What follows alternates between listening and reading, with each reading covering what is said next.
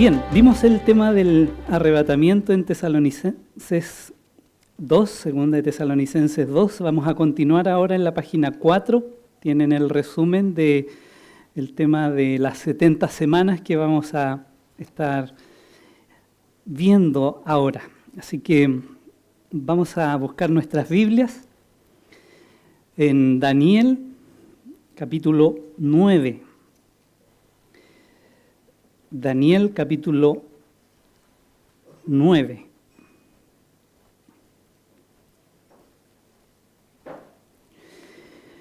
Un poquito de contexto desde el verso 20 vamos a dar lectura. Dice: aún estaba hablando y orando y confesando mi pecado y el pecado de mi pueblo Israel, y derramaba mi ruego delante de Jehová mi Dios por el monte santo de mi Dios. Aún estaba hablando en oración cuando el varón Gabriel, a quien había visto en la visión al principio, volando con presteza vino a mí como a la hora del sacrificio de la tarde, y me hizo entender y habló conmigo diciendo: Daniel, ahora he salido para darte sabiduría y entendimiento.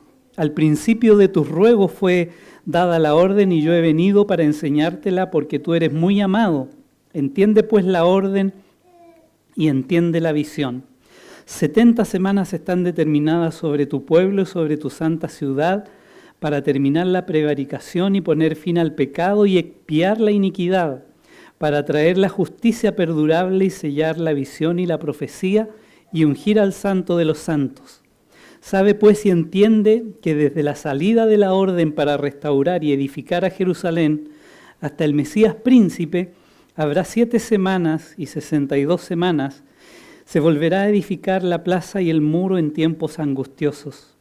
Y después de las 62 semanas se quitará la vida al Mesías, mas no por sí, y el pueblo de un príncipe que ha de venir destruirá la ciudad y el santuario, y su fin será con inundación, y hasta el fin de la guerra durarán las devastaciones. Y por otra semana confirmará el pacto con muchos. A la mitad de la semana hará cesar el sacrificio y la ofrenda. Después con la muchedumbre de las abominaciones vendrá el desolador hasta que venga la consumación y lo que está determinado se derrame sobre el desolador. Esa es la profecía de las 70 semanas. El celular, la hora.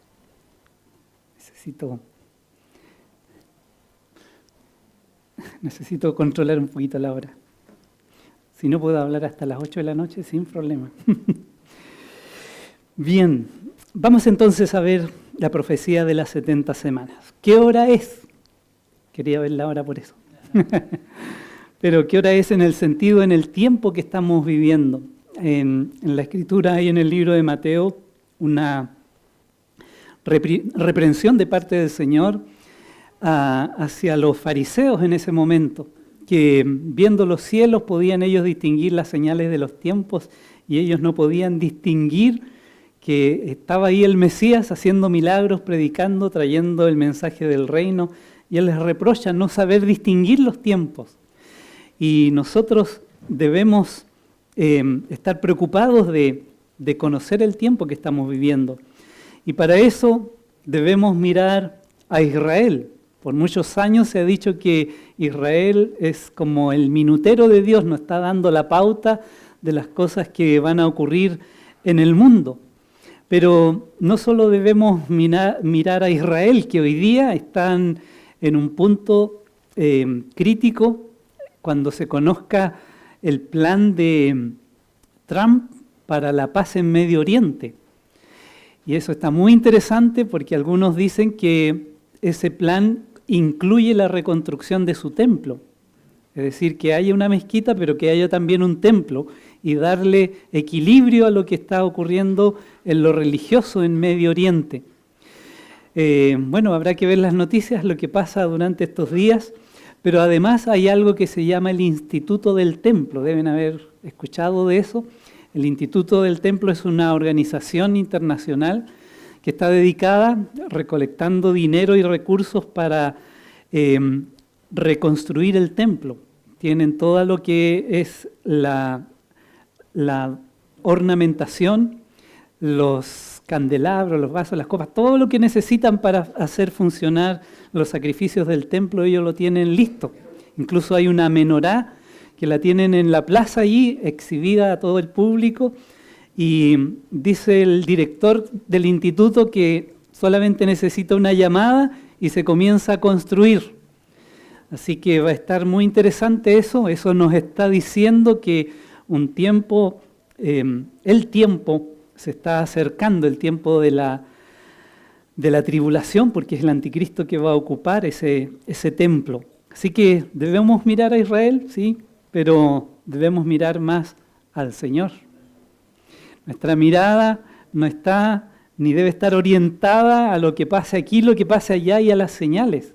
Recuerden que Pablo, lo dijimos en el tema anterior, creía que el Señor podía venir en cualquier momento, la inminencia. No necesitamos ver ninguna señal, ninguna noticia.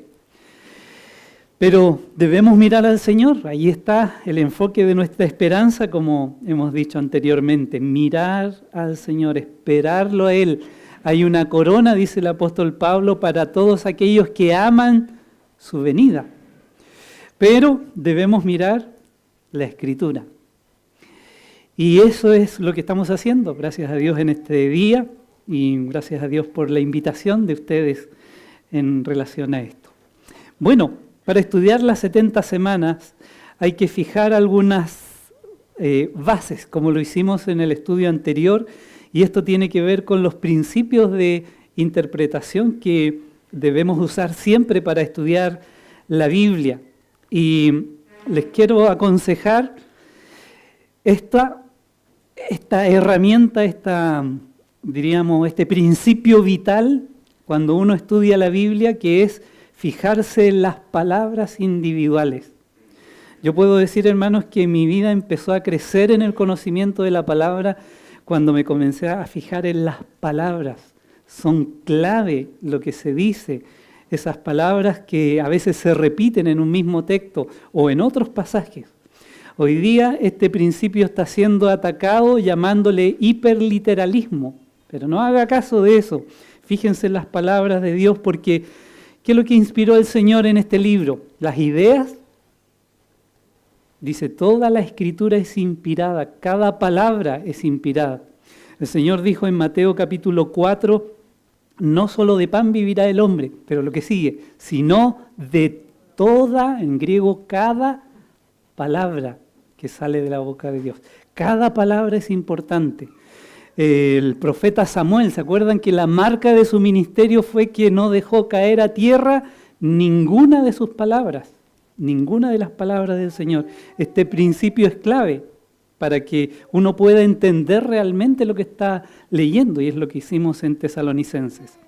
Segundo, los pasajes paralelos, es decir, tenemos que tomar en cuenta el contexto de la Biblia en general, otros pasajes que hablen del mismo tema.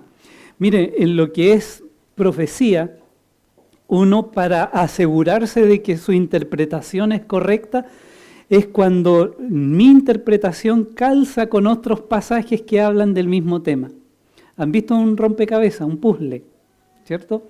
Y cada pieza tiene su lugar. Si uno la pone a la fuerza, la aprieta, no va a funcionar, no se va a ver bien. Pero cuando encontramos que cada pieza tiene su lugar, entonces podemos ver el cuadro general. Recuerden que este no es el libro del apóstol Pablo. Este no es el libro del profeta Daniel. No es el libro del apóstol Juan. Estos son los pensamientos de Dios. Y sus pensamientos de las cosas que para Él son importantes están aquí, están allá, están más allá. Y si uno no recoge esa enseñanza, no va a poder entender lo que Dios piensa. Entonces, es muy importante esto de los pasajes paralelos. Nuevamente, este principio está siendo atacado.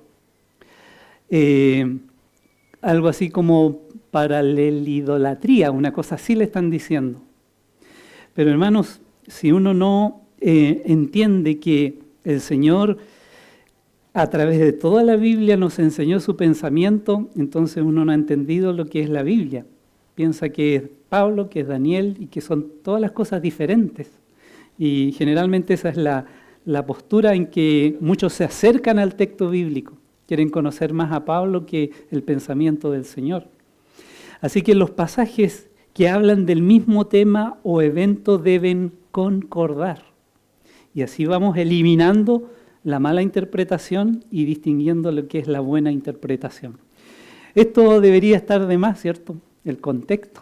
Es tan importante y tan vital el contexto, 1000 veces el contexto. Sin eso, si uno abandona el contexto y se pone a espiritualizar, que eso es de la iglesia, que aquí, que allá, entonces, o es Israel, cuando son pasajes de la iglesia, uno se va a confundir. La mayoría de las diferencias de interpretación y las falsas enseñanzas ocurren por no tener en cuenta el contexto de lo que la Biblia dice. Y uno tiene que ser riguroso en eso, porque si no, va a poner en boca de Dios cosas que Él no ha dicho y a quién le ha dicho. Ahora, hay muchas cosas como este pasaje que fue escrito a Israel. Ellos son los destinatarios.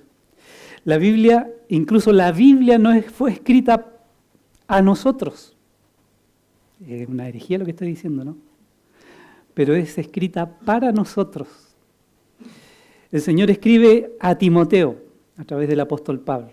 La carta es para Timoteo, no es para nosotros. O a nosotros, pero podemos aplicar esos principios, podemos sacar ilustración, podemos sacar riqueza espiritual, principios que nos pueden bendecir, incluso de aquellos pasajes que claramente están destinados a otro destinatario, valga la redundancia. Bueno, vamos a las 70 semanas. Ese es nuestro punto número 1, ahí en su apunte. Dice el versículo 24, 70 semanas están determinadas. Fíjense la palabra, determinadas. Es clave esa palabra, porque el Señor ha definido el tiempo en este plazo, 70 semanas. Cuando termine ese plazo, Él va a hacer algo bien puntual. Dice, es un límite en los planes de Dios respecto a Israel. Esta profecía fue dada a la nación israelita. Dios es el que en su soberanía establece el límite de todas las cosas. Y tanto nuestra vida como la de las naciones, porque así estableció, por ejemplo, con Babilonia, los romanos, los medos persas, Grecia, pero aún el límite de las estrellas está determinada por el Señor. Veamos esos pasajes un poquitito para tener algo de aplicación a nosotros. Dice Job, capítulo 14, el hombre nacido de mujer, corto de días y hastiado de sinsabores, sale como una flor y es cortado, y huye como las sombras y no permanece. Sobre este abre tus ojos y me traes a juicio contigo. ¿Quién hará limpio al inmundo? Nadie.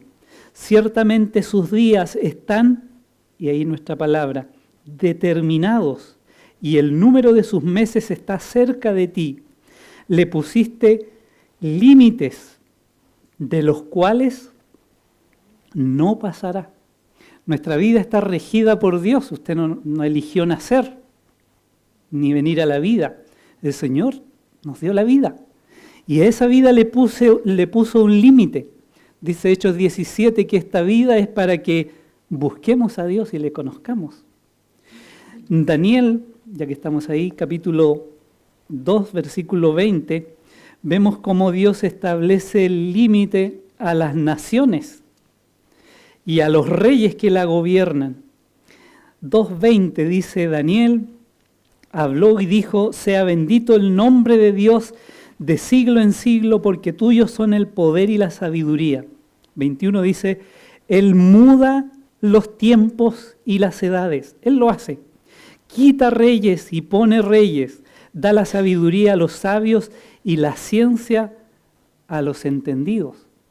Así que el Señor es quien establece los pueblos, las naciones que van a gobernar, en este caso sobre la nación de Israel, en nuestro pasaje de Daniel, y establece el límite de los tiempos. En Hechos 17, como habíamos mencionado, el Señor dice que establece los límites de nuestra habitación, dice, y de una sangre ha hecho todo el linaje de los hombres para que habiten sobre la faz de la tierra y les ha prefijado, fíjese, de antemano, el orden de los tiempos y los límites de su habitación. Así que en relación al tiempo, hermanos, de lo que pasa en nuestra vida, el Señor es el soberano. Así que si usted está luchando con cosas en su vida, problemas, situaciones, y está desesperado y de repente uno dice, Señor, toma el control de esto. ¿Ha orado así alguna vez? Pero sabe que el Señor siempre tiene el control.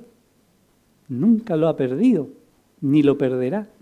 Nuestra vida y nuestras situaciones están todas en sus manos y no nos vamos a morir ni un minuto antes de lo que Él ha determinado, ni vamos a vivir más allá de lo que Él ha establecido.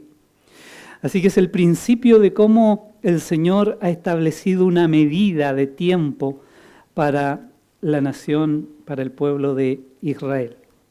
Vamos a avanzar. 70 semanas. ¿Qué serán esas 70 semanas? Porque al parecer no son literales las 70 semanas.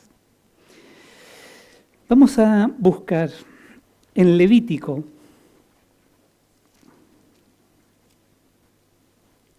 capítulo 25. Esto no está en las notas, pero agréguenlo por ahí.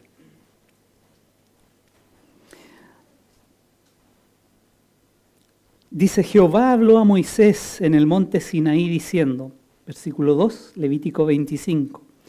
Habla a los hijos de Israel y diles, cuando hayáis entrado en la tierra que yo os doy, la tierra guardará reposo para Jehová.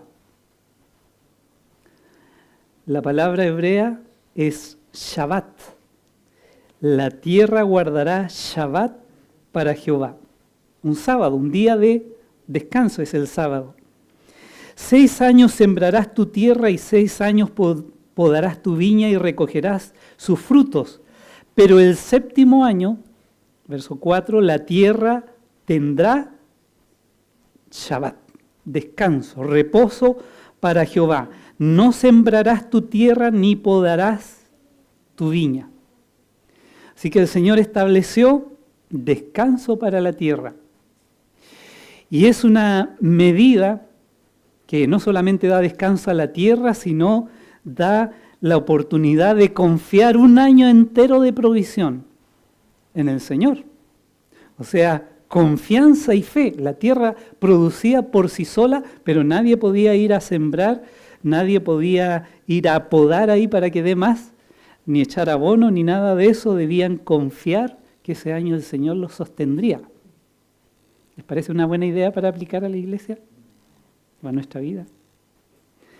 Un año sin trabajar sería bueno, pero ¿cómo sumarían las cuentas? Lo que de suyo naciera en tu tierra segarás o será segada. Lo que de suyo naciere de tu tierra segada, no la segarás, y las uvas de tu viñedo no vendimiarás. Año de reposo será para la tierra. Mas el descanso de la tierra te dará para comer a ti y a tu siervo y a tu sierva, a tu criado y a tu extranjero, que morare contigo. Tu animal y la bestia que hubiere en tu tierra, será todo el fruto de ella para comer. Y contarás, ojo aquí, y contarás 7 semanas de años. 70 semanas en nuestra profecía son 70 semanas de años. No es una invención, no es tomar ligeramente la Biblia, sino que tiene su razón de ser. Contarás 7 semanas de años, 7 veces 7 años, es decir, 490 años. De modo que los días de las 7 semanas de años vendrán a serte 49 años. Entonces harás tocar fuertemente la trompeta en el mes 7º a los 10 días, esa es la fiesta de las trompetas, el día de la expiación haréis tocar la trompeta por toda vuestra tierra. Semanas de años es un concepto que entienden muy bien los israelitas, porque cuando leemos en nuestro pasaje que 70 semanas están determinadas sobre tu pueblo y tu santa ciudad, uno tiene solamente dos opciones: que sean 70 semanas literales, lo que equivale más o menos a 1 año y 4 meses por allí. Y las profecías que hay en este periodo de tiempo es difícil que hubiesen pasado en 1 año y medio, imagínense, muy poco tiempo. Menos 70 horas, menos 70 días, pero 70 semanas de años, eso es posible. Y vamos a ver que eso corresponde cuando uno va a la interpretación de eso. 70 semanas de años. Es decir, 490 años y el siguiente año la tierra debía descansar. Mire ahora segundo de Crónicas, el último capítulo. ¿Se acuerda cuántos años está Daniel en el cautiverio en Babilonia? ¿Cuántos años eran? 70 años fue el cautiverio babilónico. Mire segundo de Crónicas, capítulo 36. Entonces Israel en este capítulo 36 es llevado cautivo a Babilonia, y en el versículo 17, y allí es donde está Daniel, y Daniel se da cuenta que se están cumpliendo estos 70 años de cautiverio y recibe esta profecía de parte del Señor. Dice, no vamos a leer todo, dice, 17. Por lo cual trajo contra ellos al rey de los caldeos, que mató a espada a sus jóvenes en la casa de su santuario sin perdonar joven ni doncella, anciano ni decrépito, todos los entregó en sus manos. Asimismo, todos los utensilios de la casa de Dios, grandes y chicos, los tesoros de la casa de Jehová, los tesoros de la casa del rey y de sus príncipes, todo lo llevó a Babilonia, y quemaron la casa de Dios, y rompieron el muro de Jerusalén, y consumieron a fuego todos sus palacios, y destruyeron todos sus objetos deseables. Así que se destruye el templo y el muro. Verso 20, los que escaparon de la espada fueron llevados cautivos a Babilonia, es decir, los que no murieron, cautivos, y fueron siervos de él y de sus hijos hasta que vino el reino de los persas, para que se cumpliese la palabra de Jehová por boca de Jeremías. Y dice, mire lo que dice, hasta que la tierra hubo gozado de reposo. Porque todo el tiempo de su asolamiento reposó hasta que los 70 años fueron cumplidos. Es decir, Israel no respetó el año de reposo, el año de jubileo, así se llama cada 49 años, el 50º año, el año 50, debía la tierra reposar. Israel no lo hizo. Y el Señor se lo cobró, así pero justito, 70 años de cautiverio por cada periodo de años que ellos no dejaron reposar la tierra. Entonces está relacionado con esto. Yo sacaba cuentas y cálculos, 7 por, ahí si son 490 años, como es la cuenta, o 70 años, perdón, entonces eso parte más o menos desde la monarquía, desde que Saúl comienza a reinar el año 1000, alrededor del año 1000 antes de Cristo, hasta el cautiverio babilónico. Si uno saca 1 año durante todo ese periodo, suman los 70 años. Bueno, el Señor sabe llevar bien las cuentas y se lo cobró. Así que la tierra va a reposar no solamente de la siembra, sino del mismo pueblo que no respetó al Señor. 70 semanas de años, de eso estamos hablando entonces. No es algo ajeno a la Biblia, no estamos aquí espiritualizando ni alegorizando 70, sino que es algo que en la Biblia aparece. En Ezequiel capítulo 4, ustedes también pueden ver eso. ¿Se acuerdan que el profeta ahí tiene que dormir de un lado, 390 días, y del otro lado, otros tantos años? Y el Señor le dice al profeta, día por año te lo he dado. Si quieren anotar ahí, capítulo 4 de Ezequiel, versículo 5. Yo te he dado los años de su maldad por el número de los días, años o día por año, 390 días, y llevarás tú la maldad de la casa de Israel. Y no es algo ajeno a la Biblia. Tenemos ahí 2 referencias, 3 con la que aparece aquí en 70 semanas. Pero sigamos adelante. Quedamos claro que son 490 años esta profecía, y esos 490 años están determinados sobre Israel. Vamos a ver el texto entonces. El versículo 24 de Daniel 9 dice, están determinadas, y dice 2 cosas, sobre tu pueblo y sobre tu santa ciudad. ¿Quién es el sujeto? ¿A quién se le está hablando? A Daniel. Eso queda claro en el contexto y en ese versículo. Y vemos que se trata de tu pueblo. ¿Cuál es el pueblo de Daniel? Israel, claramente. No es Temuco, ni Lautaro, por si acaso. Tu pueblo se refiere al pueblo de Daniel, es decir, la nación de Israel. Es claro, es sencillo, ¿cierto que no es difícil? Hasta aquí vamos bien, por lo menos. Pero tu santa ciudad, esa sí que es Lautaro, ¿cierto? No, tampoco. Bueno, santa ciudad se refiere a la ciudad de Jerusalén, la ciudad santa de Israel, tu pueblo, tu santa ciudad. Está claro en el contexto, dice el 20 que él estaba orando por mi pecado y el pecado de mi pueblo Israel. Si quieren ver la palabra ahí puesta, es Israel, no es otro pueblo. Así que queda muy claro. Y dice nuestro pasaje, verso 24, sobre tu pueblo y sobre tu santa ciudad. ¿Cuál es la palabra que sigue? Para. ¿Se acuerda qué hay que hacer ahí? Parar. Porque la palabra para está hablando de un propósito. Tengo un ruido de este lado. No sé si el parlante.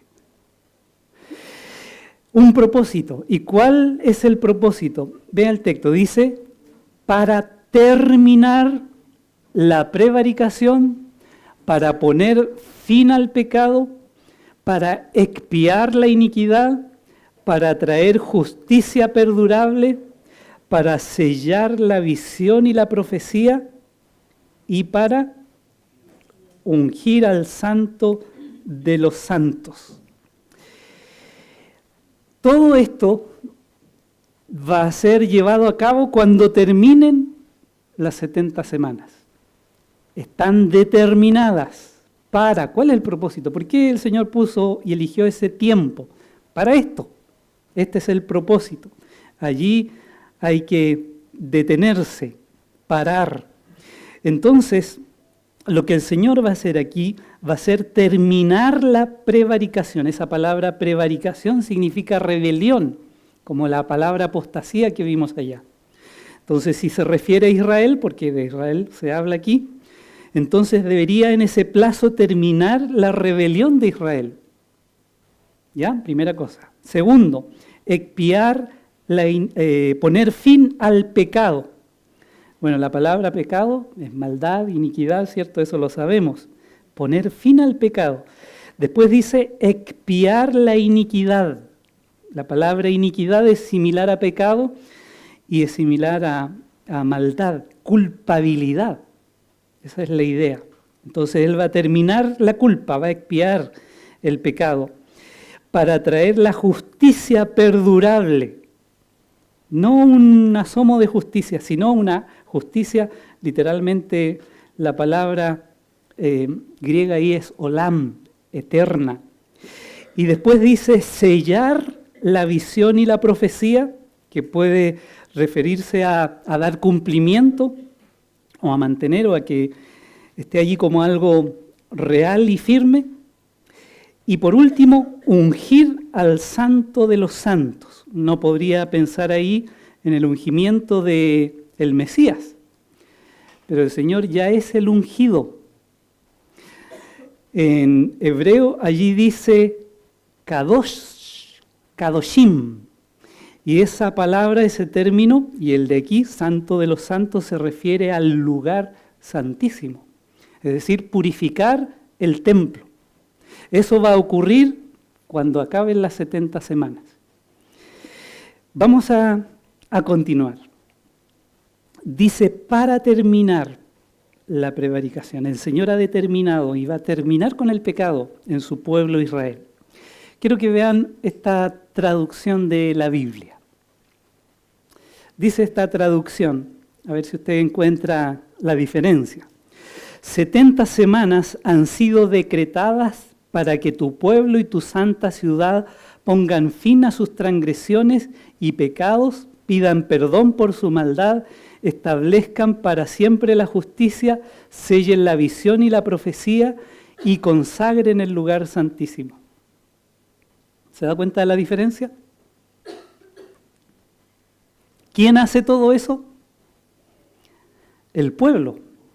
Fíjense, para que tu pueblo y tu santa ciudad pongan fin. O sea, que el pueblo termine las transgresiones, deje de pecar, limpien su maldad y consagren el lugar santísimo. Esta es en la NBI, es una traducción dinámica, donde no tenemos reflejado el texto hebreo, sino una interpretación. Esta es una interpretación amilenial, además. Porque ¿quién va a realizar esa limpieza? El Señor. Busquen Ezequiel capítulo 36.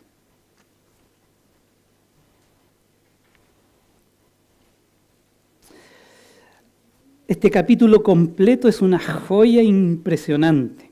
Habla de la restauración futura de Israel. Y dice ahí el versículo 23, y santificaré mi grande nombre profanado entre las naciones, porque Israel está esparcido por el mundo, el cual profanasteis vosotros en medio de ellas, y sabrán las naciones que yo soy Jehová, dice Jehová el Señor, cuando sea santificado en vosotros delante de sus ojos. 24. Y yo os tomaré de las naciones y os recogeré de todas las tierras y os traeré a vuestro país. Fíjense lo que va a hacer el Señor. Israel va a estar esparcido por el mundo, y me adelanto a decirles que esto es en la persecución del anticristo, en la gran tribulación, porque Israel hoy día está volviendo, y está el sionismo y todo lo que vemos, está tratando de reconstruir a la nación, pero con el ñeque humano, como decimos nosotros, con fuerzas humanas, con acuerdos políticos, entregando tierras, moviéndose ahí, poniéndose al lado de los Estados Unidos para recibir apoyo y de quien sea que les dé apoyo. Este movimiento de ahora no es esto, porque ¿quién va a traer a Israel a su tierra? Yo, dice, y yo os tomaré de las naciones. No se trata de Babilonia, el mundo. Os recogeré de todas las tierras y os traeré. Cuando usted lee en Mateo 24, que dice, y juntará sus escogidos de los cuatro vientos, los hermanos inmediatamente, sin tener en cuenta el contexto, creen que esos escogidos son la iglesia. Y no son la iglesia, son su pueblo. Y el Señor lo ha dicho por todos los profetas menores que Él va a recoger, va a juntar, va a traerlos a su tierra. Y cuando eso haga, mira el verso 25, esparciré sobre vosotros agua limpia y seréis limpiados de todas vuestras inmundicias y de vuestros ídolos os limpiaré y os daré un corazón nuevo. ¿Esto ha hecho el Señor hasta aquí? No lo ha hecho. de todas vuestras inmundicias. Daré un corazón y un espíritu nuevo dentro de vosotros, y quitaré de vuestra carne el corazón de piedra, y os daré un corazón de carne, y pondré en vosotros mi espíritu, y haré que andéis en mis estatutos, y guardéis mis preceptos, y los pongáis por obras. Habitaréis en la tierra que di a vuestros padres, y vosotros me seréis por pueblo, y yo seré a vosotros por Dios. Ya que estamos en el 36, ve al 37, a la vuelta de la página. Dice el verso 21, les dirás, así ha dicho Jehová el Señor, he aquí yo tomo a los hijos de Israel de entre las naciones a las cuales fueron, y los recogeré de todas las partes y los traeré a su tierra. Y haré una nación en la tierra, los haré una nación en la tierra, en los montes de Jerusalén. Un rey habrá sobre todos ellos. Esto no se ha cumplido. Que Dios en una manera sobrenatural los traiga, los asiente en su tierra y gobierne sobre ellos. Por eso la Iglesia nunca ha reemplazado ni reemplazará a Israel, como es la teoría del reemplazo. Le leería muchos pasajes más, solo dos más. Por ejemplo, Isaías capítulo 1. Estamos argumentando que el que hace la obra de limpieza no son ellos mismos, es el Señor. Isaías 1. Voy a leer 2 versículos nomás, ustedes pueden leer el contexto. Yo he leído todos los contextos, les puedo asegurar. Yo enseño profetas hace muchos años. Por tanto, dice Jehová el Señor, 1:24, Jehová de los ejércitos, el fuerte de Israel, tomaré satisfacción de mis enemigos, me vengaré de mis adversarios y volveré mi mano contra ti y limpiaré hasta lo más puro tus escorias y quitaré toda tu impureza. Eso va a hacer el Señor con su pueblo. Vea Nuevo Testamento, este es el último que vamos a ver, Romanos 11. Romanos capítulo 11, este es otro de los misterios del Nuevo Testamento, el misterio de la restauración de Israel. Por eso mucha gente no lo entiende y lo tuerce, pero aquí está clarísimo. Dice el 25, porque no quiero, hermanos, que ignoréis este misterio, para que no seáis arrogantes en cuanto a vosotros mismos, que ha acontecido a Israel endurecimiento en parte, hasta que haya entrado la plenitud de los gentiles. Y esa plenitud de los gentiles, o como se llama en Daniel, el tiempo de los gentiles, es desde Babilonia hasta el reino del anticristo. Porque con Babilonia, Israel dejó de ser una nación independiente, estuvo bajo el dominio gentil, aún en este tiempo, aunque no lo crean, pero más en el tiempo de la tribulación. Esa es la plenitud del gobierno gentil. Y luego de eso, dice el verso 26, y luego todo Israel será salvo como está escrito. Vendrá, ahí está la segunda venida, vendrá de Sión el libertador, que apartará de Jacob, que dice, la impiedad. Así que es el Señor Jesucristo en la segunda venida que limpia a Jacob, que es Israel, de su impiedad. 27. Y este será mi pacto con ellos cuando yo quite sus pecados. ¿Cuándo? Cuando se cumpla las 70 semanas que están determinadas. El Señor va a limpiar a Israel. Así que, ¿quién lleva a cabo estos propósitos? Es el Señor Jesucristo. En su segunda venida va a limpiar a ese remanente que va a ser salvo. Avancemos un poquitito con algo de historia. Yo sé que sábado de la tarde, día feriado, estudiar historia, pero poquito nomás, algo de historia. En el año 586 a.C., Jerusalén fue sitiada y destruida por Babilonia y llevada cautivo. Eso es un hecho histórico. La ciudad, tal como leímos, por no guardar la semana y la idolatría y otras cosas, la ciudad fue quemada y los israelitas sobrevivientes llevados cautivos. ¿Podemos apagar esta luz? Para que se vea un poquito mejor. Bien, comienza el conteo. ¿Cuándo comienza el conteo? Veamos nuestro texto. Dice el versículo 25, sabe pues y entiende que desde la salida de la orden para restaurar y edificar a Jerusalén hasta el Mesías príncipe habrá 7 semanas. Entonces el conteo comienza desde la salida de la orden para restaurar y edificar a Jerusalén. Eso dice el texto, ¿cierto? Bueno, hay varios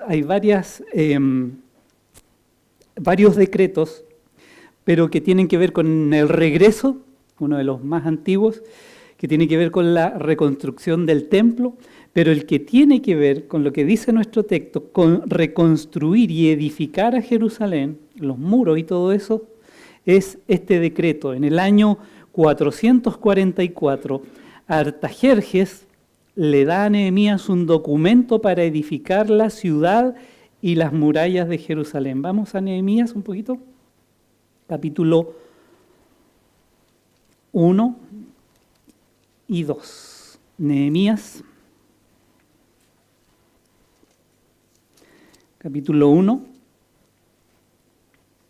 versículo 3 dice: me dijeron, el remanente a los que quedaron de la cautividad allí en la provincia están en gran mal y afrenta, y el muro de Jerusalén derribado y sus puertas quemadas a fuego.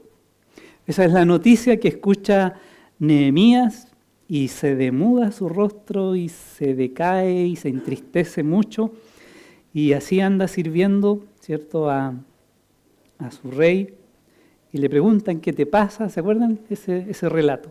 Bueno, para hacerlo breve, en el capítulo 2, verso 4 dice: me dijo el rey, ¿qué cosa pides? Porque él le cuenta que está triste por su ciudad. Entonces oré al Dios de los cielos y dije al rey: si le place al rey y tu siervo ha hallado gracia delante de ti, envíame a Judá, a la ciudad de los sepulcros de mis padres, y la reedificaré. Así que no es el templo, es la reedificación de la ciudad. Entonces, ¿cuánto durará tu viaje?, le pregunta, ¿y cuándo volverás?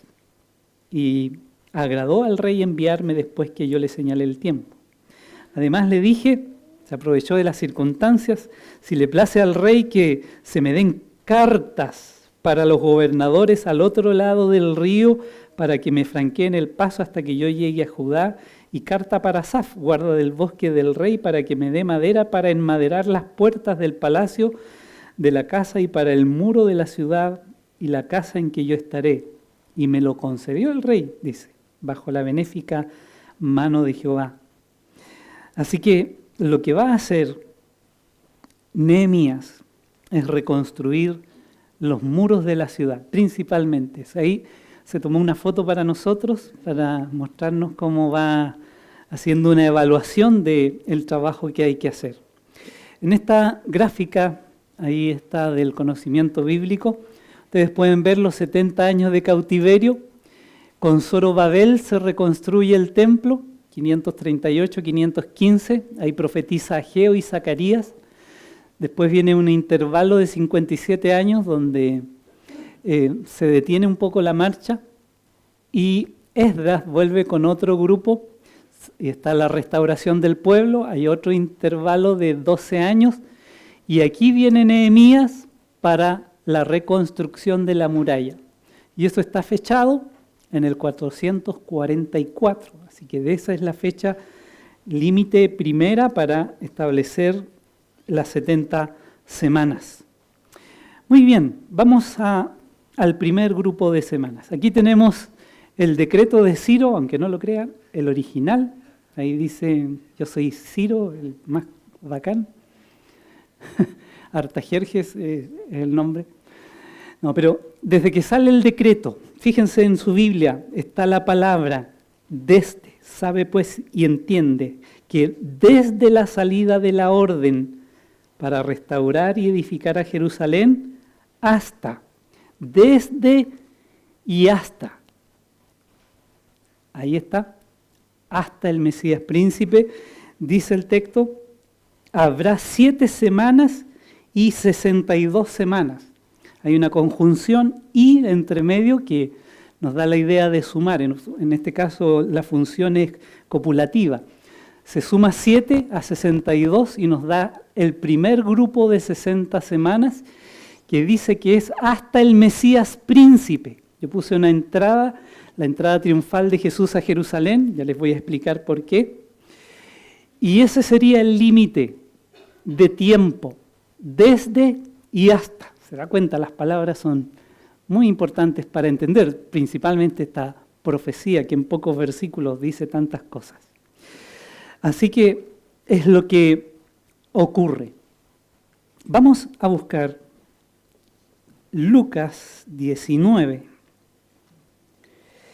¿Qué pasa en Lucas 19? Es la entrada triunfal de Jesús a Jerusalén.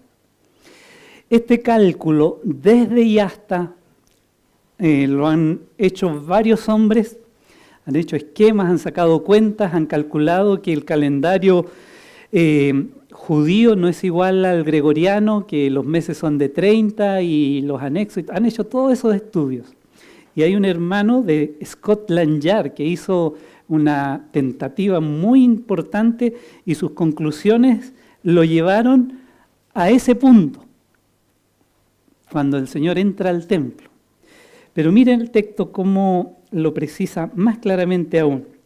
Lucas 19, versículo 37, dice, cuando llegaban, es la entrada triunfal, cuando llegaban ya cerca de la bajada del Monte de los Olivos, Monte de los Olivos, en la bajada, toda la multitud de los discípulos gozándose comenzaron a alabar a Dios a grandes voces por todas las maravillas que habían visto de Jesús el Mesías, diciendo, bendito el Rey que viene en el nombre del Señor, paz en el cielo y gloria en las alturas.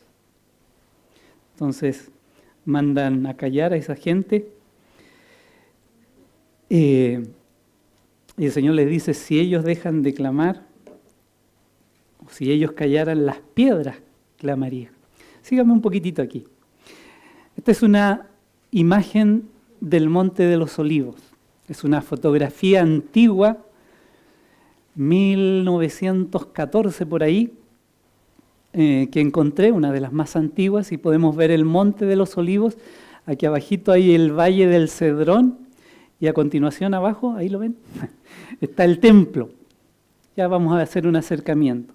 Pero aquí hay 2 calles principales, y el Señor venía de allá atrás, de Betfagé, según el texto es la ciudad donde viene, y viene bajando por aquí. Y es aquí cuando el Señor dice estas palabras. Del versículo 42. ¿Qué dice el 42? Cuando llegó, bueno, el 41, cuando llegó cerca de la ciudad, al verla, lloró sobre ella, diciendo, oh, si también tú conocieses, a lo menos en este tu día, lo que es para tu paz, mas ahora está encubierto de tus ojos. Y a mí me llamó la atención esta frase, en este tu día. El Mesías príncipe se viene acercando a la ciudad para ser coronado rey, pero ellos lo rechazan y lo crucifican. No llegó a ser rey en Jerusalén. Es más, dice que cuando llegó al templo, el relato de Marcos dice que miró a un lado y al otro y se fue a Betania. El pueblo Israel no estaba preparado para ese día. Finalmente terminan rechazando al Señor Jesucristo y clavándolo en la cruz. Ese día, para mí, es el que da límite, es una opinión, el que da límite a este primer grupo de 62 semanas. No pierdan el texto de Lucas 19, pongan un papelito o algo allí, vamos a volver en algún minuto. Vamos a seguir aquí. Vean, ahora les mostré la parte del frente, ahora vamos a irnos al otro extremo donde está el templo. Vean aquí, este es el valle que estábamos viendo recién. El Señor nos dio el privilegio de caminar por esos lugares, tomar fotos y videos y muchas cosas. Pero es una emoción saber que el Señor va a venir aquí en la segunda venida. Ahora hay un cementerio israelita porque ellos saben que cuando el Señor venga, ponga su pie ahí, los muertos van a resucitar. Por eso hacen un cementerio aquí. Pero allí hay una mezquita en el área del templo. Esta es la ciudad de Jerusalén, la ciudad vieja que se le llama. Y allí hay una puerta. ¿La alcanzan a ver? ¿Sí? Ahora sí. Esta se llama la puerta oriental o puerta dorada.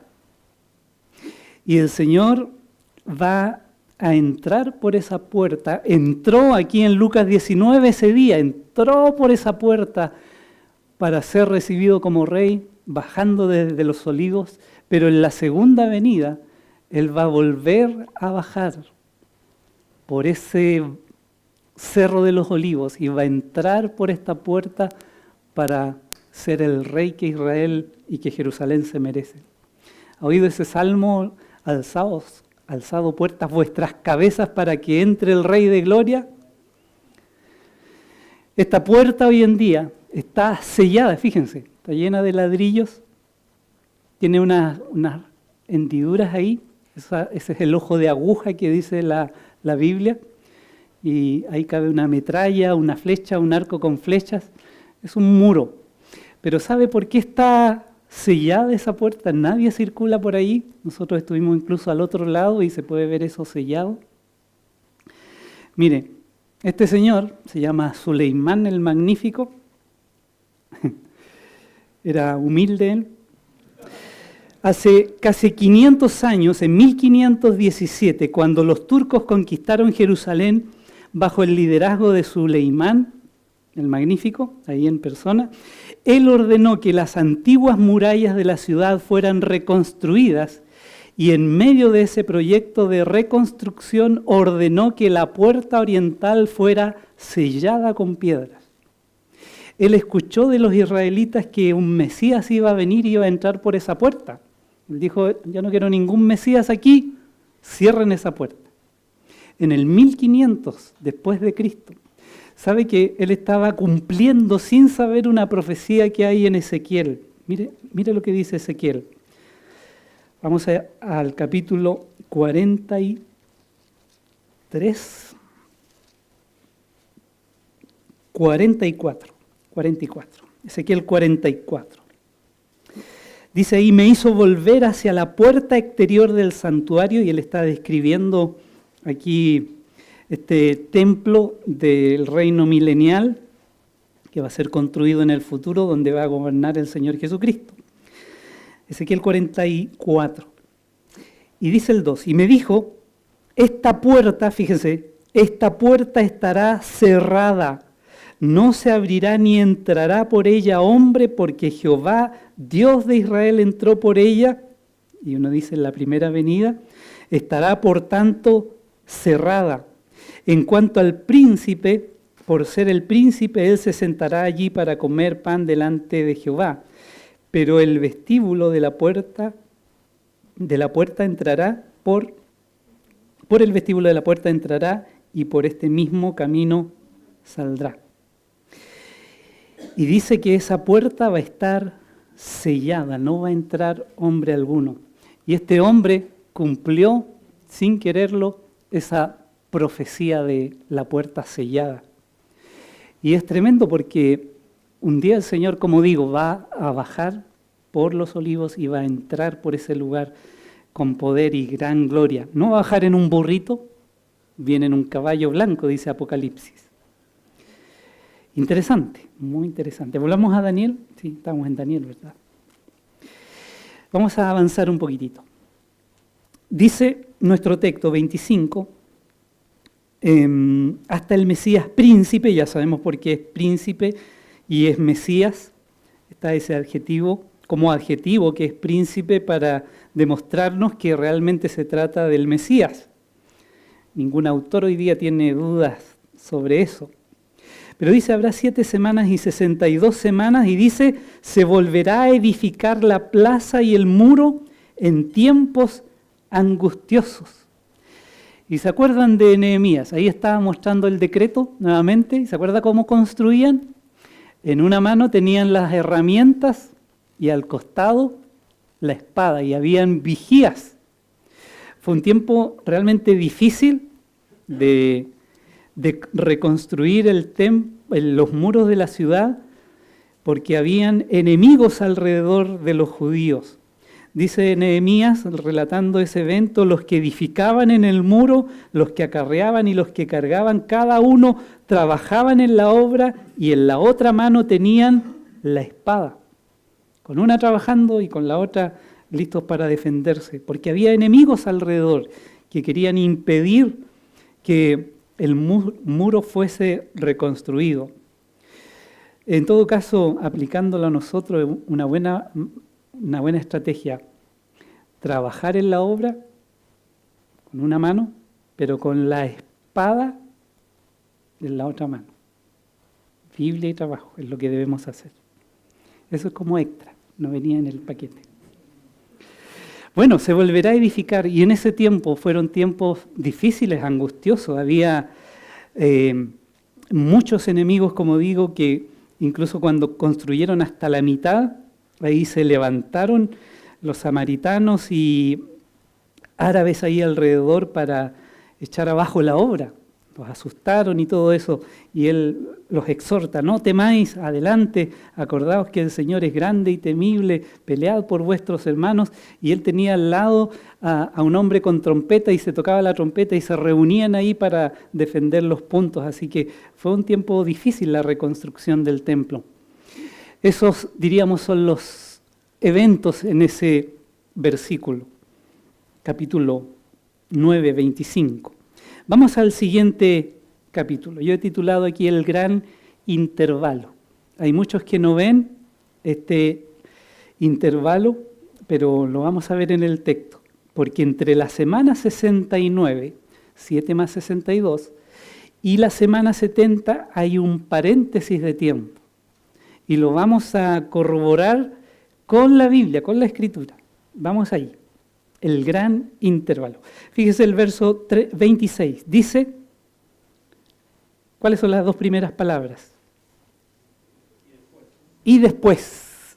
Mire, esta palabrita es clave para darse cuenta de lo que está pasando en el texto. Porque dice, y después, refiriéndose a la semana 69. Esta palabra es clave para entender que entre la semana 69 y la 70 existe un paréntesis de tiempo indeterminado hasta aquí, donde ocurren algunas cosas que están fuera de las primeras 69 y fuera de la última. Es decir, hay algo ahí entre medio, como decimos nosotros. Miren aquí, están las 7 más 62, hay un después antes de la última. ¿Qué dice nuestro texto? Y después de las 62 semanas se quitará la vida al Mesías, mas no por sí, y el pueblo de un príncipe que ha de venir destruirá la ciudad y el santuario, y su fin será con inundación, y hasta el fin de la guerra durarán las devastaciones. Es decir, ocurren dos cosas en este intertanto, en este paréntesis de tiempo. Ya las vio. Una es la muerte del Mesías y la destrucción de la ciudad y el santuario por un príncipe que ha de venir. Esas dos cosas ocurren en ese paréntesis. Mire, cuando uno no toma en cuenta en este intervalo, y en las profecías está lleno de esos intervalos, nos muestra un hecho y al ladito el otro, pero entre medio hay un tiempo en que ocurra una y otra cosa. No tenemos tiempo ahora para revisar, pero les podría dar varios ejemplos de estos intervalos. Cuando uno comete el error de no considerar un intervalo, ¿qué es lo que ocurre? Ocurre lo que está ocurriendo hoy día con las sectas y con, tristemente lo digo, nuestros hermanos reformados, porque creo que es un error vital. ¿Cuál es el error? Que miren, los 483 años que suman las primeras 69 semanas, en esta ilustración caen en el bautismo de Cristo. Nosotros dijimos que en la entrada triunfal puede entre eso haber 3 años de diferencia y no es ningún problema, más o menos el tiempo es el mismo. Pero si usted no considera el contexto y sigue corriendo la semana 70, si no considera el intervalo, va a tener que poner la crucifixión de Cristo al medio de la última semana, es decir, la semana 70. Y ahí está la muerte de Cristo. Y entonces los primeros 3 años y medio serían el ministerio de Cristo, pero ¿y los 3 últimos 3 años y medio? ¿O el último 3 años y medio dónde quedan? Quedan, dicen algunos, en el martirio de Esteban. Entonces, el tiempo establecido, determinado por Dios, sería el martirio de Esteban. No hay otra manera de entenderlo. Si usted no hace el intervalo, tiene que llegar a esta escena. Y es un problema, esta es la interpretación adventista. Este es un cuadro adventista. Ellos se vuelan con eso de las 2.300 tardes y semanas y sacan sus cálculos y ponen fecha. Eso lo han hecho por mucho tiempo. Pero es la interpretación reformada también. Y para llegar a esta conclusión, como ellos imponen la teología al texto, entonces ven que lo vital aquí no son los detalles, no son las palabras, no es ni siquiera el contexto, sino la teología de la muerte del Señor Jesucristo. Ahora, si la semana 70, que nosotros entendemos que es la tribulación, entonces quiere decir que es el anticristo. La confusión debe ser un error, sino una herejía tremenda. Confundir a Cristo con el anticristo.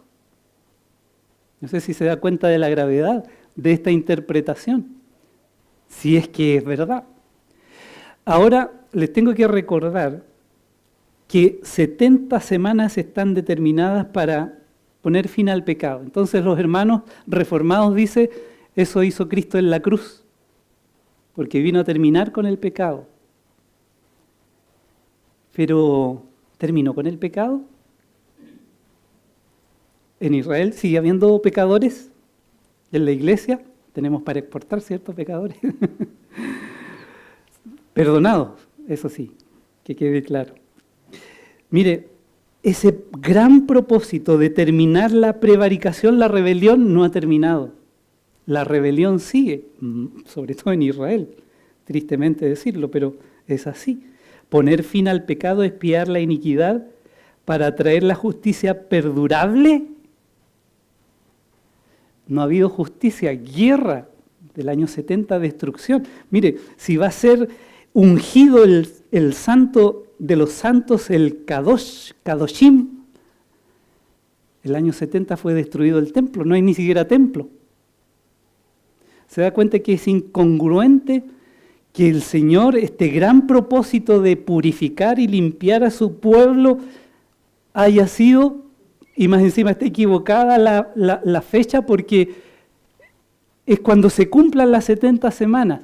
Quiere decir que en ese día, cuando muere Esteban, es limpiado Israel, es purificado el templo ese día, porque está determinado, no a la mitad, porque aquí serían 69 semanas y media.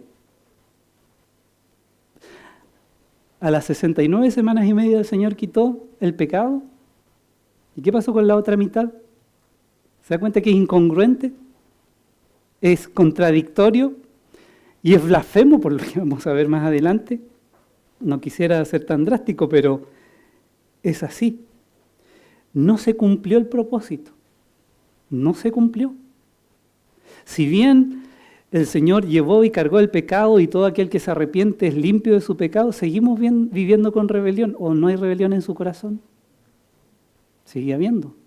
Luchamos todo el día con esa rebelión. No se purificó a Israel, no se purificó el lugar santísimo, y el Señor más encima, que hace todo bien y correcto y cumple su palabra, se equivocó en 3 años y medio. porque murió antes de la fecha límite. No sé si me entienden, pero para mí es grave. Así que el propósito para Israel no se cumplió. Ahora, si hay un intervalo, que lo hay, y lo vamos a explicar, entonces el texto tiene más sentido. ¿Sabe? El pastor Sugiel tiene un escrito donde él explica las 70 semanas, y él, de este texto que estamos revisando, él dice que hay una recapitulación, que nos da un resumen y después que agrega muchos detalles y hace un enredo fantástico para poder adaptar este pasaje al amilenialismo. Y eso es incorrecto, no solo en él, en nosotros también. Pero sigamos con nuestro intervalo. Al menos dos cosas pasan cuando termina la semana o después de esa semana. La palabra está en nuestra traducción y está también en el hebreo, así que no es una invención. Esa palabra después, amjar, está ahí y no podemos negar lo que la Biblia dice. Dos cosas pasan. Se quita la vida al Mesías y lo segundo, un príncipe que ha de venir va a destruir la ciudad y el santuario. Entonces, si ellos están en lo correcto, estas dos cosas debieron ocurrir. Y en el tiempo de Cristo no se destruyó la ciudad ni el santuario antes de su muerte. Lo acabo de notar.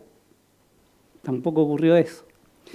Pero miren, si, como dijimos, el Mesías, el Señor Jesucristo, en su entrada triunfal o el bautismo, lo concedo, no tenemos seguridad en eso, solo que yo me apoyo en este tu día. Después de eso ocurre la muerte o la crucifixión del Señor Jesucristo. Dice clarito, después de la semana 62 se quitará la vida al Mesías. Prohibido. Mire, esta es una cita del Talmud, la ley del Talmud, está la página, la sección y la línea. Ahí dice la maldición rabínica. Prepárese para buscar ayuda. ¿Sabe qué dice ahí? Ahí está la traducción. Que los huesos de las manos y los huesos de los dedos decaigan y se descompongan de aquel que dé vuelta a las páginas de este libro de Daniel. Aquel que descifre, encuentre el tiempo de Daniel 9, 24 al 27 y que su memoria sea arrancada de la faz de la tierra por siempre. Así que usted está conmigo aquí descifrando este pasaje de Daniel. Así que en unos minutos más se va a empezar a torcer los dedos, así que cómprese una buena crema. Mire, los rabinos, el judío en general, no cree que Jesucristo sea su Mesías. Y esta maldición aquí está, que ellos hoy le tienen un horror a las maldiciones. Escuche a los judíos mesiánicos, le van a hablar de maldiciones del día, de las comidas y de todo eso.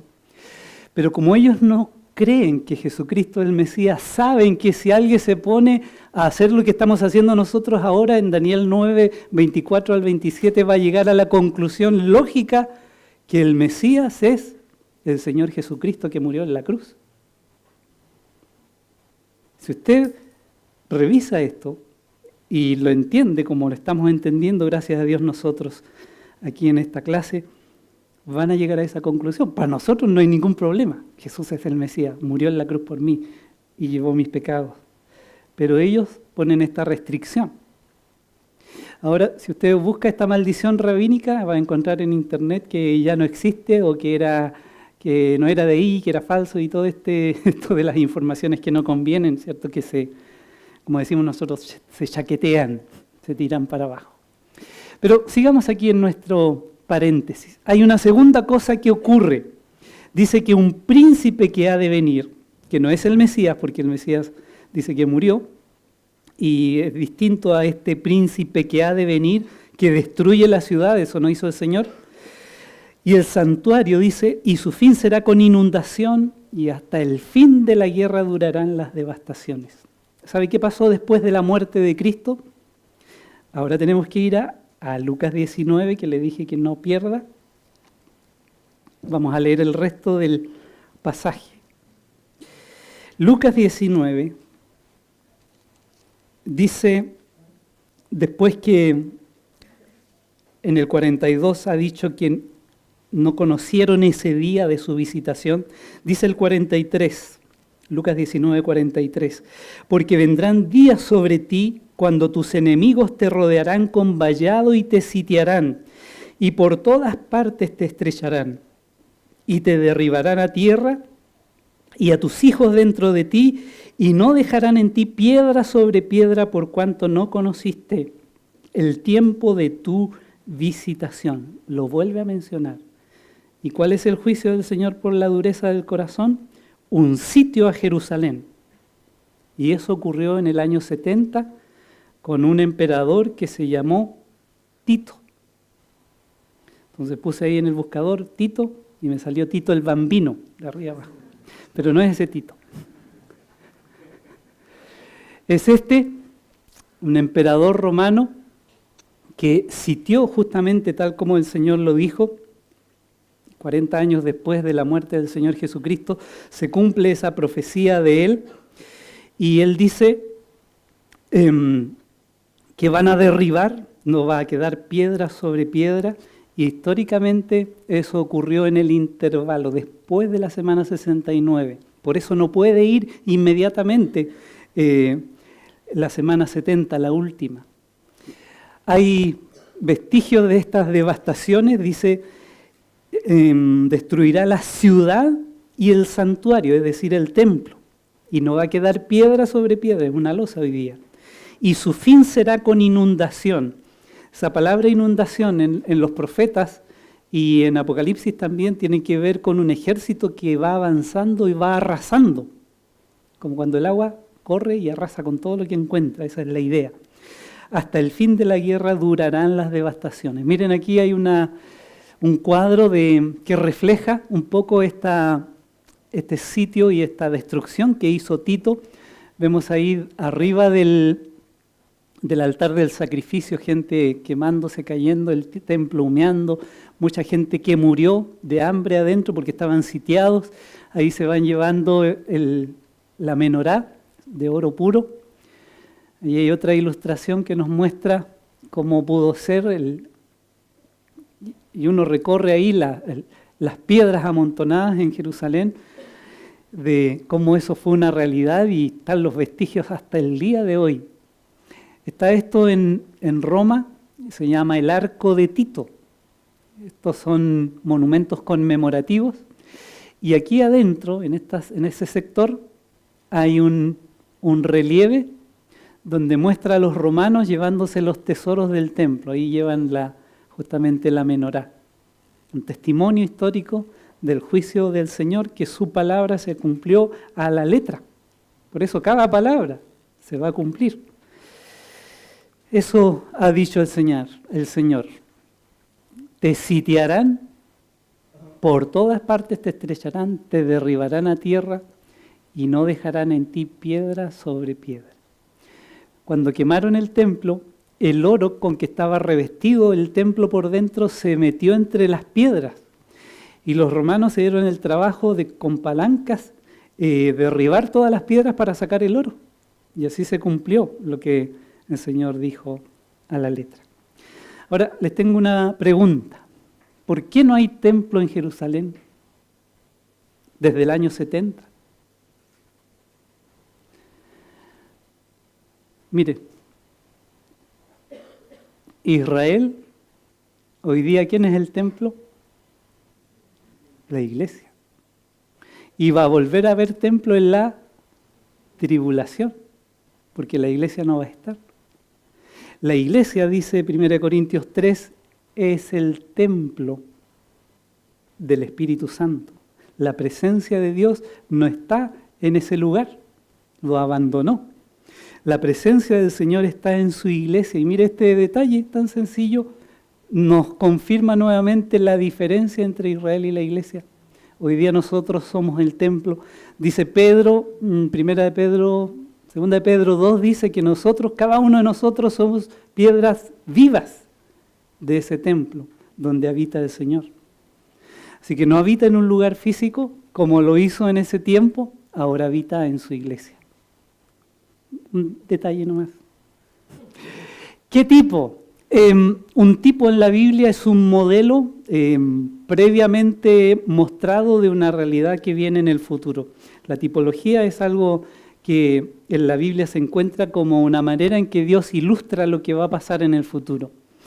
Bueno, tenemos a Tito como un tipo, un modelo, prefigura o una figura del futuro que es un líder mundial, que es el anticristo, que vamos a ver en el versículo 27, que va a ser parte vital de esa última semana, la semana 70.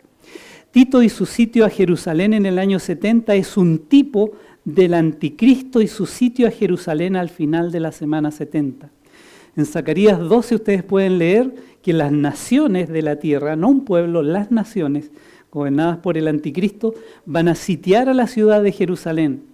Deben haber leído esa profecía donde dice que va a ser una piedra pesada Jerusalén para las naciones en el sitio con que te sitiarán en aquel día.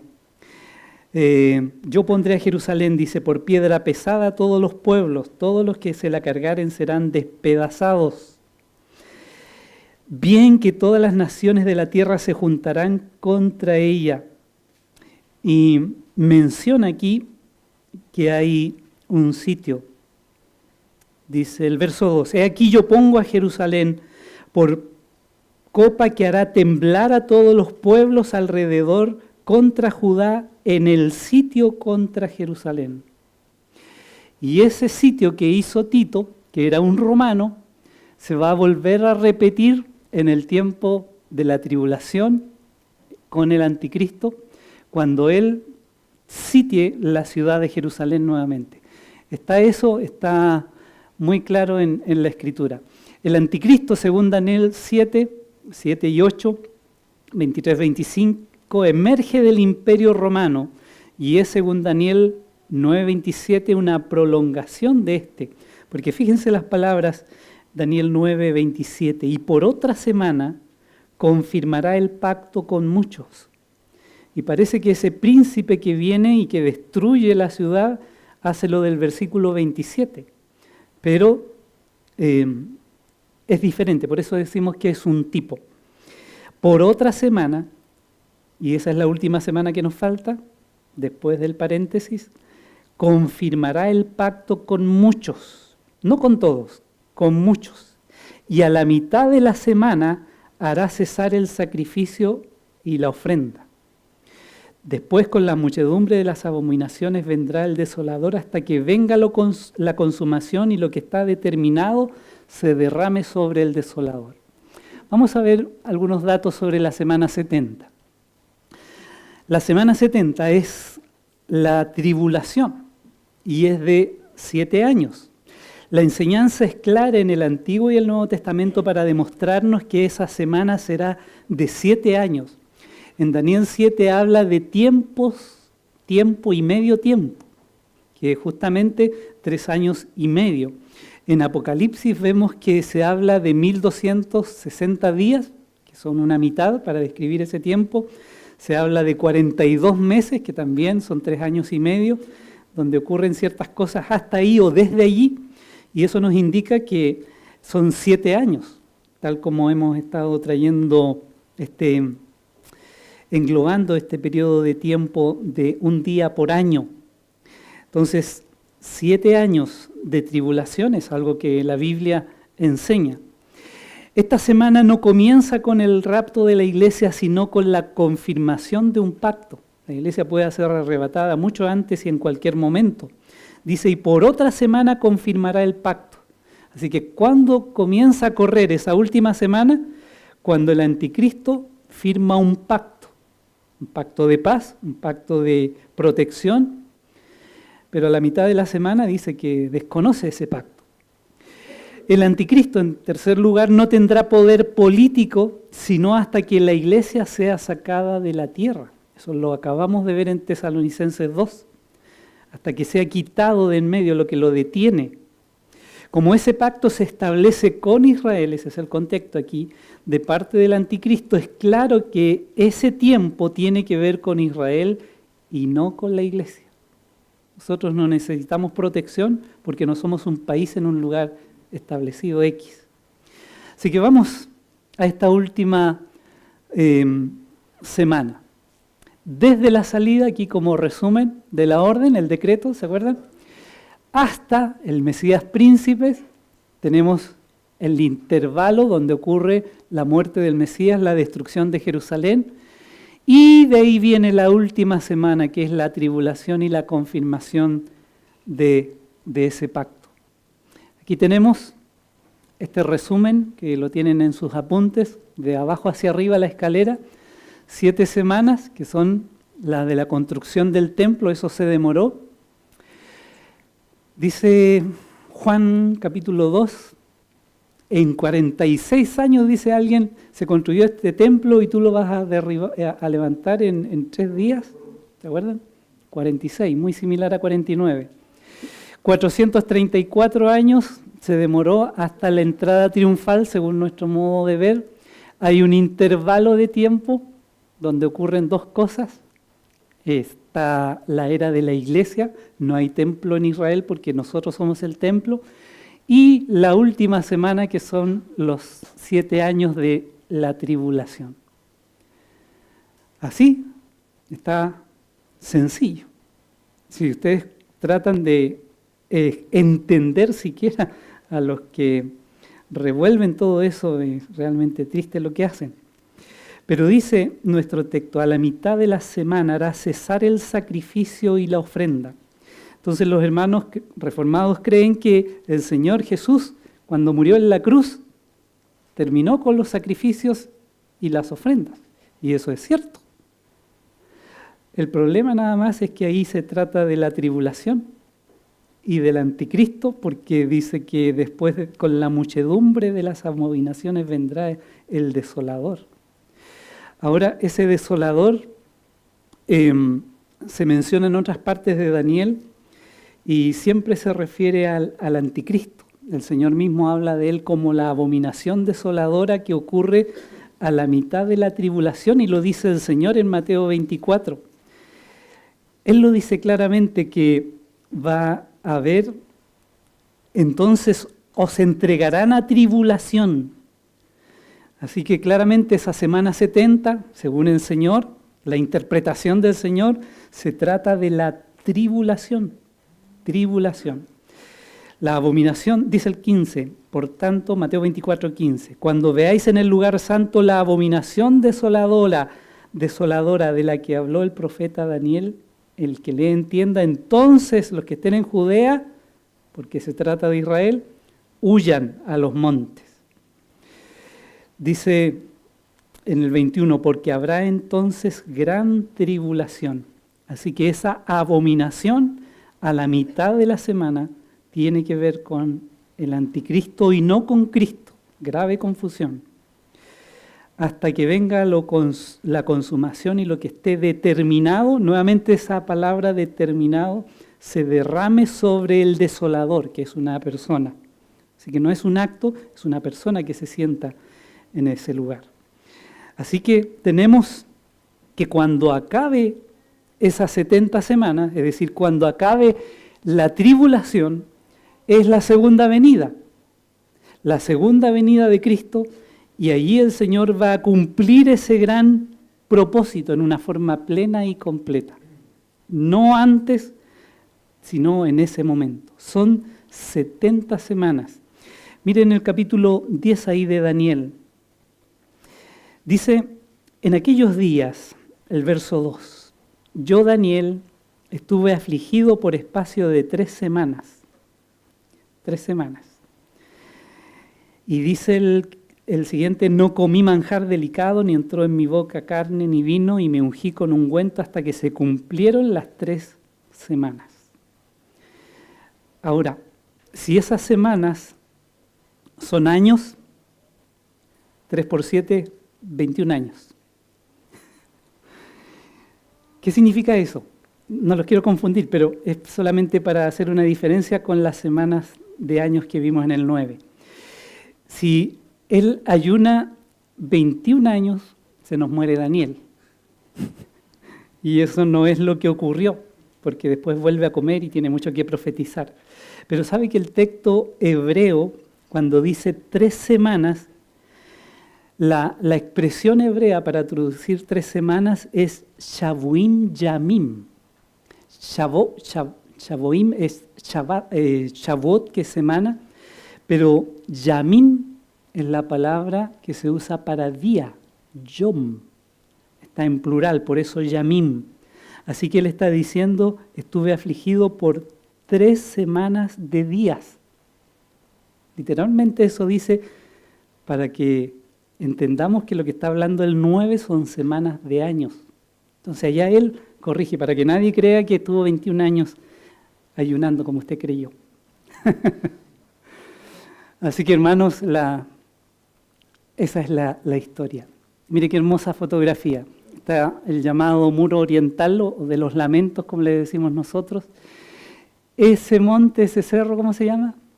El Monte de los Olivos. Aquí va a ser la segunda venida. Aquí el Señor va a poner su pie para poner en práctica y en ejercicio cabal cumplimiento ese versículo, ese gran propósito en el versículo 24. Porque como el relámpago que sale de oriente y se muestra hasta el occidente, así será también la venida del Hijo del Hombre. La segunda venida dará término a la gran tribulación. Se va a acabar el pecado, la rebelión en Israel de una manera increíble, la iniquidad, se va a traer la justicia perdurable, porque el reino es un reino de justicia, se sella la visión y la profecía, se cumple a literalidad, tal como el Señor la pronunció, y se unge ese lugar santísimo donde el Señor va a estar gobernando. Así que no nos cabe duda, hermanos, y no se confunda, no se confunda. La palabra dice en el Salmo 90, enséñanos de tal manera a contar nuestros días. Están determinados, como decíamos al principio, de modo que traigamos al corazón sabiduría. El tiempo que el Señor nos da es para aumentar e invertir mejor el tiempo que Él nos ha dado.